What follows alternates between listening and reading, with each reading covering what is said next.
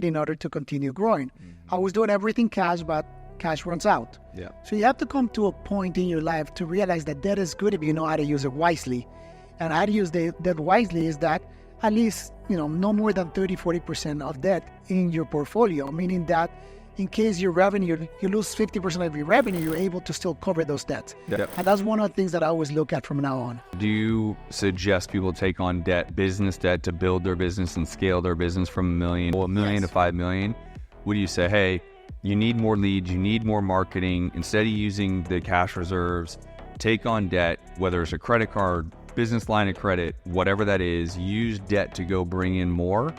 Or would you not? Oh no, I would tell them to use debt as long as they're able to forecast and able to afford to pay off that debt. So and it comes down to an ROI, right? They're leveraging other people's money by credit cards to be able to bring in more leads, to have a conversion cycle so that you can go get that cash back. It's the cash conversion cycle. Where in business would you recommend people not to use debt? Well, no, there is an ROI in machines. And we talk about the transportation side. A truck is a machine. Sure. So there is an ROI on that. If I wasn't buying more trucks and using debt to be able to buy trucks, then I couldn't continue growing. So debt is good for buying machines because also has another upside that we didn't talk about, which is being able to depreciate those assets and being able to save a lot of money on taxes.